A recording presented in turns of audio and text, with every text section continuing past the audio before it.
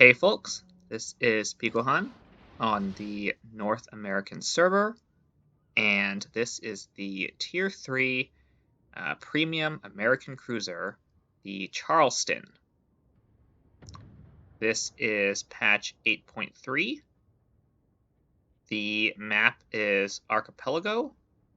It is Domination, and shoutouts to Kronos1 in the G101 and Captain Wolf in the Koenig Albert.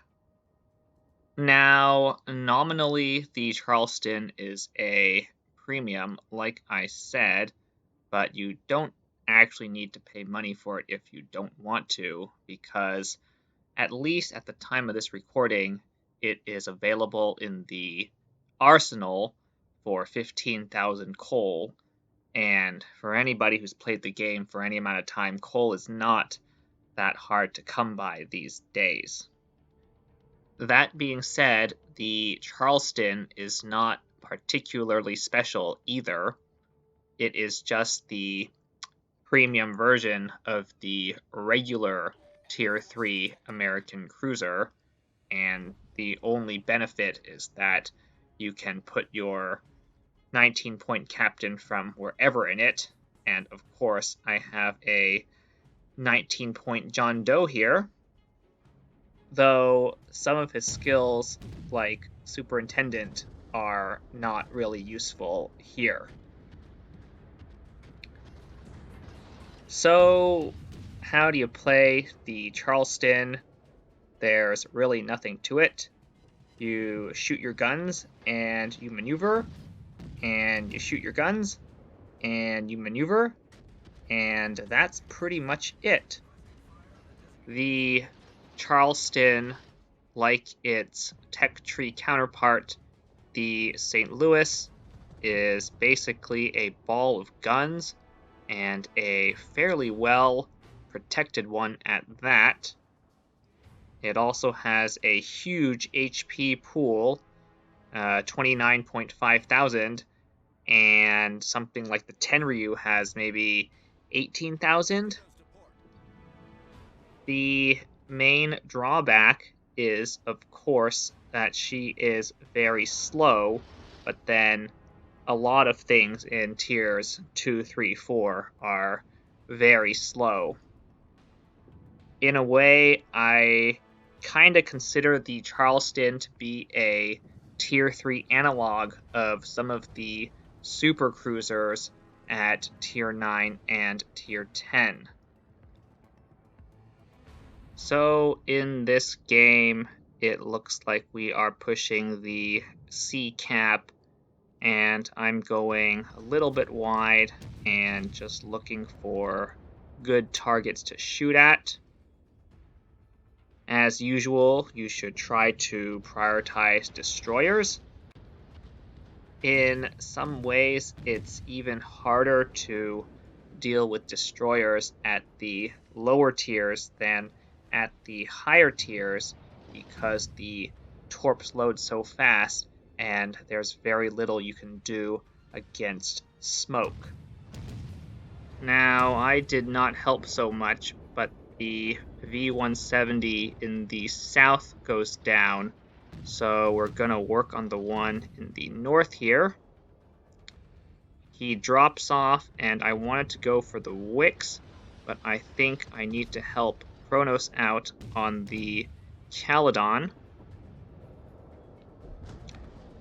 Using HE at first, but I'm actually going to switch to AP as he goes broadside.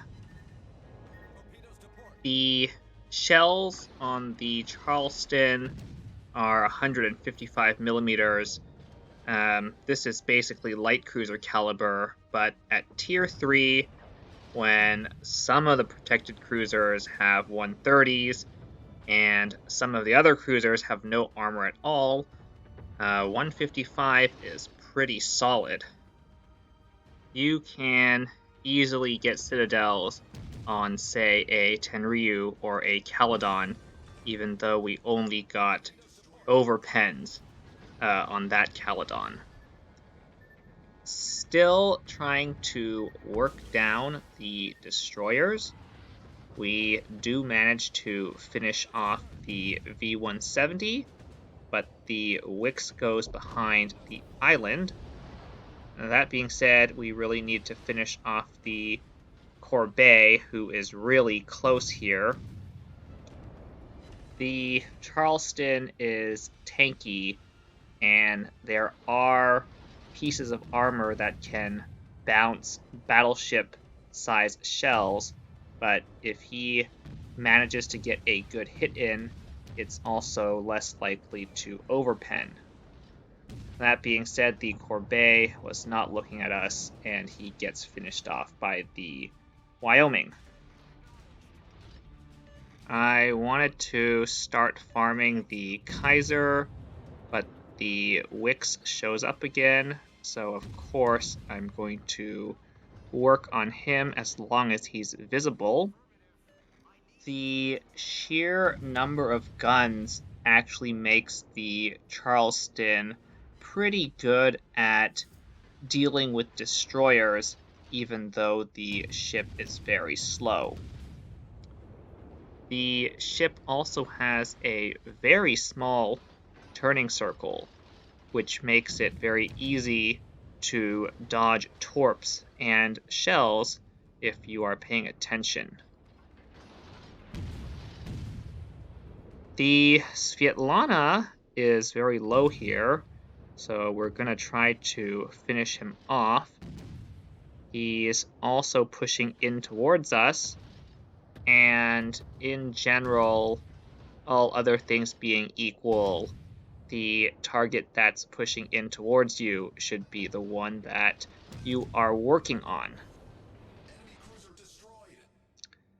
Now there's nothing pushing into us and no destroyers visible, so we are going to go back to trying to farm the Kaiser.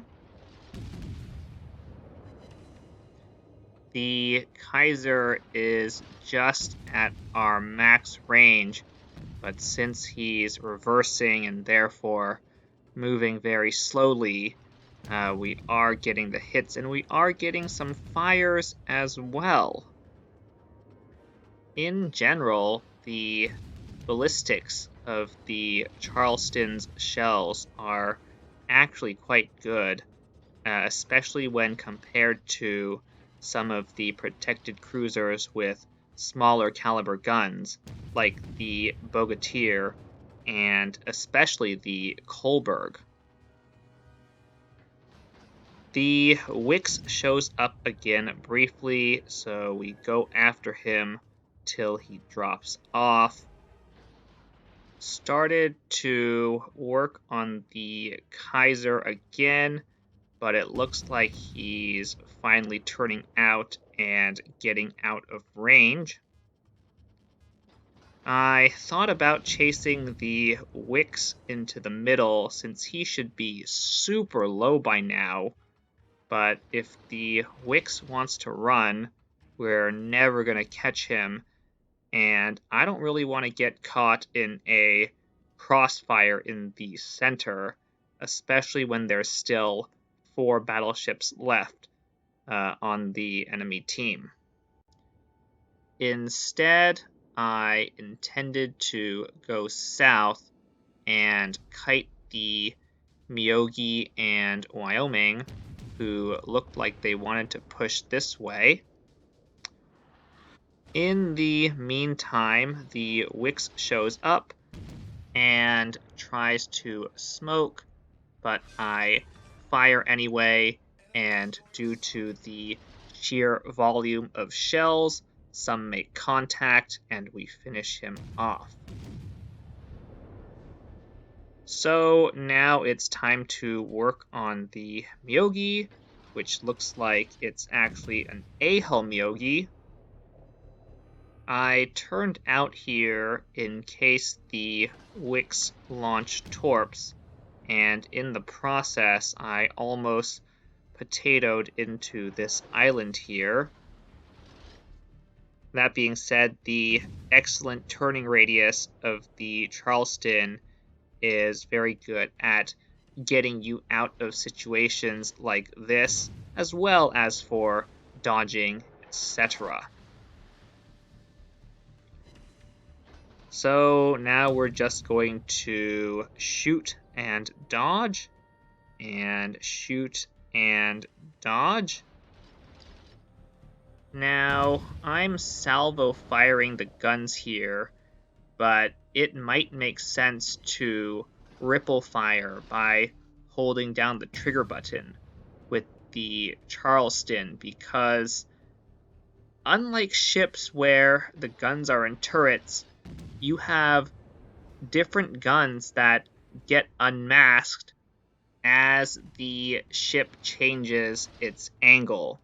So there's perhaps one or two guns in the front and back that I'm never shooting because they only get line of sight after I fire the broadside and start to turn out. Anyways, the Myogi finally goes down, and now we're going to work on the Wyoming, who is the last ship left on their team. The Wyoming is at full health, so there is the potential to farm a lot of damage, and we even get a fire on the first salvo. He, of course, puts it out, though, and now I bet we aren't going to be able to relight him. Getting some shatters on these salvos, but I'm pretty sure it's on the guns and not on any plating. I'm using a Des Moines captain here instead of a Worcester captain because I don't think IFHE is actually useful at this tier. I just don't think there's much 30 mil plating that you could not pen without IFHE. All it would do is reduce your fire chance. Ultimately, the Wyoming takes some torps, which allow us to finish him off for the game and the Kraken. So that is the Charleston cLuBbInG extraordinaire. Of all the tier 3 protected cruisers you can get, I'd say she's still the best due to having the best combination of DPM, alpha damage, and ballistics. The Russian ones are all mediocre, surprisingly. She's also super easy to play.